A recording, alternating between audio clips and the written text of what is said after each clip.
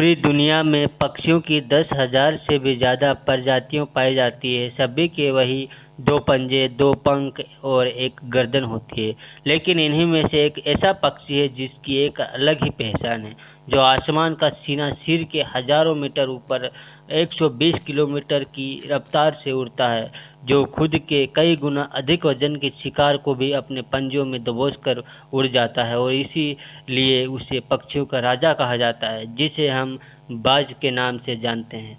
और एक बाज इतना ऊंचा मुकाम हासिल करता है अपनी ट्रेनिंग और अपनी पुनर्जन्म की वजह से। अगर आप भी इस दुनिया में एक मुकाम हासिल करना चाहते हैं तो एक बाज को बाज बनने का पूरा सफ़र आपको जानना बहुत ज़रूरी है, क्योंकि 25 से 30 की उम्र तक आने के बाद भी लोगों को रिस्क लेने से डर लगता है, लेकिन एक बाज के जीवन की शुरुआत ही रिस्क से होती है।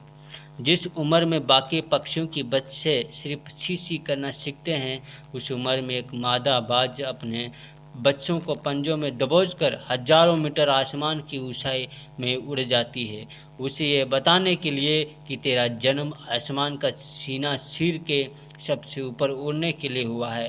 तेरा जन्म पक्षियों के बादशाह बनने के लिए हुआ है। ज़मीन से हजारों मीटर ऊपर ले जाकर मादा बाज अपने पंजों से उसे छोड़ देती है, और यही उसे शुरू होती है उसकी हाई रिस्क ट्रेनिंग। वो चूजा ज़मीन की तरह तेज़ी से गिरने लगता है। थोड़ा नीचे आता है तो उसके पंख खुलने लगते हैं। नीचे आते आते वो अपने पंख फड़फड़ाने लगता है, लेकिन वो अभी तक उड़ान नहीं सीखा है। वो ज़मीन से कुछ ही ऊपर होता है। ऐसा लगता है कि कुछ ही सेकंड में उसका जीवन समाप्त हो जाएगा, लेकिन अचानक एक पंजा उसे अपने गिरफ्त में लेता है और वह वापस में आसमान में उड़ जाता है। वो पंजा होता है उसकी माँ का, जो उसके पीछे उड़ रही थी। उसकी ये ट्रेनिंग तब तक चलती रहती है जब तक वो उड़ना नहीं सीख जाता है। इतनी हाई रिस्क ट्रेनिंग होने के बाद इस दुनिया को एक बाज मिलता है। बारिश के वक्त जब सारे पक्षी आश्रय की तलाश करते हैं, तब यही बाज उसी बारिश में आसमान को चीरते हुए ऊपर निकल जाता है और बादल से कहता है, तू बरस ले कितना बरसेगा, और फिर नीचे आकर चैलेंज करता है। एक बाज की उम्र लगभग 70 साल से होती है। जब वह 40 साल का होता है तब एक परेशानी उसकी ज़िंदगी में मौत बनकर आती है, जो आपकी परेशानी की तुलना में बहुत बड़ी होती है, क्योंकि 40 साल की उम्र में बाज की सोच इतनी गुड़ जाती है कि उसे शिकार निगलने में बहुत परेशानी होती है। उसके पंख भारी हो जाते हैं, छाती से चिपकने लगते हैं, जिससे उड़ना बहुत मुश्किल हो जाता है। उसके पंजे लंबे और लचीले हो जाते हैं, जिससे वो शिकार को सही से नहीं पकड़ पाता। अब उस बाज के पास सिर्फ 3 रास्ते होते हैं। पहला, वो अपने शरीर त्याग सकता है। दूसरा, गिद्ध की तरह छोड़े हुए भोजन पर निर्भर हो जाए। और तीसरा है सबसे कठिन और पीड़ादायक रास्ता, अपने आप को पुनः स्थापित का, फिर से आसमान का चीर कर उड़ने का। और वो इसी तीसरे रास्ते को चुनता है और अपने पास से ऊंची चोटी पे पहुंच जाता है। वहाँ पर अपना घोंसला बनाता है और फिर शुरू होता है परेशानियों को जड़ से उखाड़ कर आसमान उड़ने का सफ़र।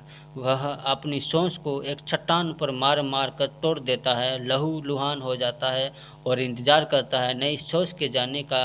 उसके बाद अपनी नई सोच से अपने पंजों को काट देता है और फिर इंतज़ार करता है नए पंजों के उग आने का। उसके बाद वह अपने एक एक पंख को अपने शरीर से अलग अलग करता है और फिर इंतज़ार करता है नए पंख उग आने का। और इस प्रक्रिया में उससे समय लगता है पूरे 5 महीने का। इन 5 महीनों के करीब तपस्या से एक बाज का पूर्ण जन्म होता है। वो फिर से तैयार हो जाता है आसमान का सीना चीर कर उड़ने के लिए। जो 3 रास्ते बाज के पास थे, वही 3 रास्ते आपके पास होते हैं। लेकिन कुछ लोग पहले रास्ते को चुनते हैं और परेशानियों के तले दबकर सुसाइड कर लेते हैं। ज़्यादातर लोग दूसरे रास्ते को चुनते हैं। वो परेशानियों का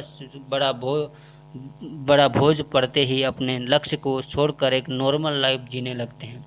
और कुछ वो लोग भी होते हैं जो इस परेशानियों को लात मारकर अपनी मेहनत पर दम पर बाज की तरह आसमान की बुलंदी को छूते हैं। दोस्तों, आज की यह ट्रेनिंग हमें बहुत बड़ी सीख देती है कि अगर रिस्क लेना पड़े तो लो, कि अपने फील्ड में अपने आप को इतना ट्रेड कर लो कि उस फील्ड में आपसे ऊपर उड़ने के बारे में सोचकर लोगों के पसीने छूट जाए, तभी आप अपने फील्ड के बादशाह कहलाओगे। आशा करता हूँ ये छोटा सा वीडियो आप लोगों को अच्छा लगा हो तो हमारे चैनल को सब्सक्राइब करें। ऐसे ही वीडियो आप लोगों को देखने को मिलेंगे। जय हिंद, जय भारत।